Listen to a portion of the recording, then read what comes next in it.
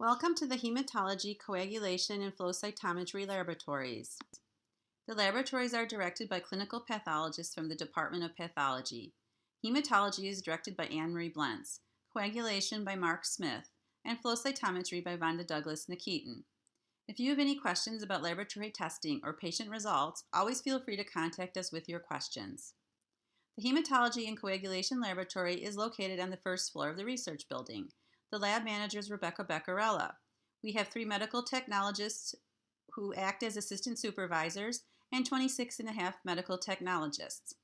The Hematology and Coagulation Laboratory at Royal Oak is very busy, resulting over 1 million specimens per year. In hematology, the primary tests performed are the complete blood count, or CBC, and CBC with differential. In addition, certain components of the CBC can be ordered individually, such as a platelet count only, or a hemoglobin and hematocrit. Whether you order a CBC with differential, or individual components depends on the clinical situation and condition of your patient. For example, if your patient had a GI bleed and is actively bleeding, you may only order hemoglobin and hematocrits to monitor your patient's response to treatment. The hematology laboratory also performs sedimentation rates, also known as ESR, reticulocyte counts, cell count and differentials on cerebral spinal fluids and other body fluids, eosinophil smears of nasal swabs and urines, crystal evaluations of synovial fluids, and sickle cell screens. In addition, the technologists from the hematology lab assist with the collection of bone marrow biopsy specimens, process the specimens, and do bone marrow differential counts of the aspirate smears. The hematology laboratory is largely automated and is comprised of a Sysmex HST total automation line with 4 XE5000 hematology analyzers, 2 automated peripheral blood slide makers, and an automated sedimentation rate system. Here is one of our medical technologists running a CBC on the hematology analyzer.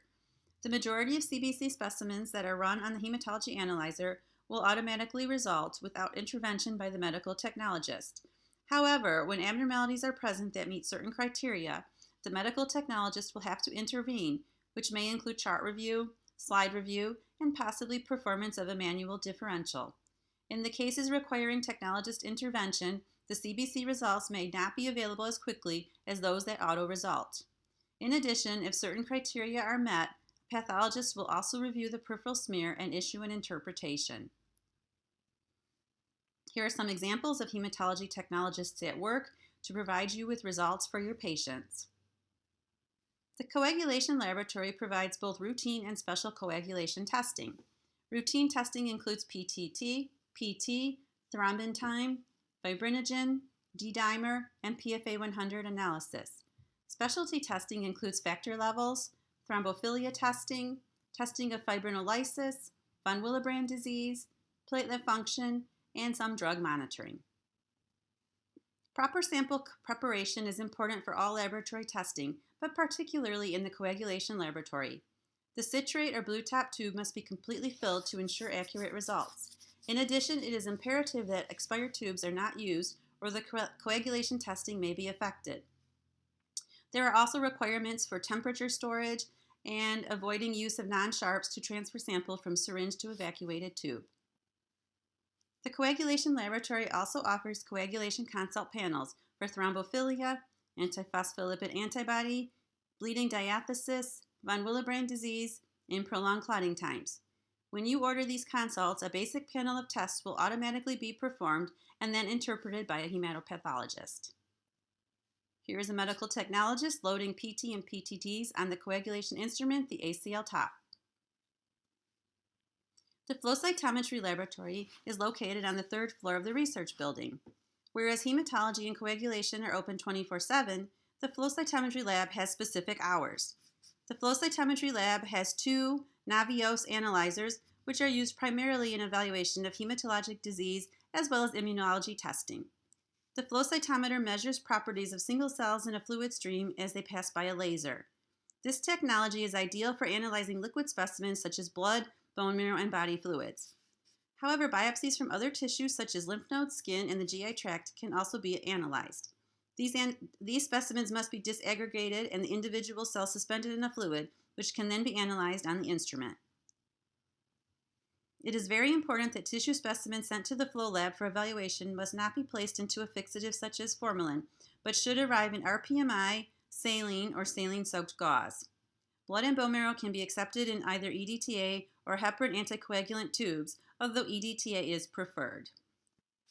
Here is an example of the medical technologist preparing the specimen for flow cytometric analysis. Placing the specimens on the flow cytometer and analyzing the flow cytometric histograms. Flow cytometry is particularly useful for evaluating hematologic conditions, including peripheral blood lymphocytosis, abnormal lymphocytes identified on smear review, and specimens from patients with a history of lymphoma or leukemia. Flow cytometric evaluation of peripheral blood in patients with splenomegaly or lymphadenopathy without a lymphocytosis may on occasion be helpful if there is a strong clinical suspicion for lymphoma or hematologic neoplasia. Flow cytometry is also very useful in evaluating bone marrow and tissue specimens for the diagnosis of lymphoma, leukemia, myeloma, and myelodysplasia. It can also be used in minimal residual disease evaluation after treatment.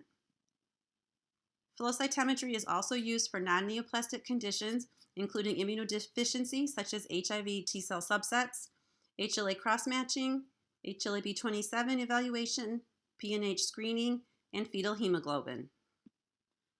Now we will follow a specimen from order to resulting. An order is placed in the hospital information system for a CBC. The phlebotomist receives the order and draws the appropriate tube of blood from the patient. The specimen is then sent from the drawing station through the pneumatic tube system to the specimen processing area in the laboratory. The laboratory assistant will receive the specimen and deliver it to the hematology department for testing. The medical technologist will place the tube on the hematology analyzer and run the specimen. If the specimen does not auto-result, the medical technologist will review the peripheral blood slide under the microscope for manual verification. Once the results are verified, the medical technologist will enter and verify the results in the laboratory information system. The results flow from the LIS to the hospital information system, and a CBC report will be available for review by the patient's healthcare team. So that was a brief overview of the hematology, coagulation, and flow cytometry laboratories. Remember that we are always available to help you with laboratory questions or interpretation of patient results.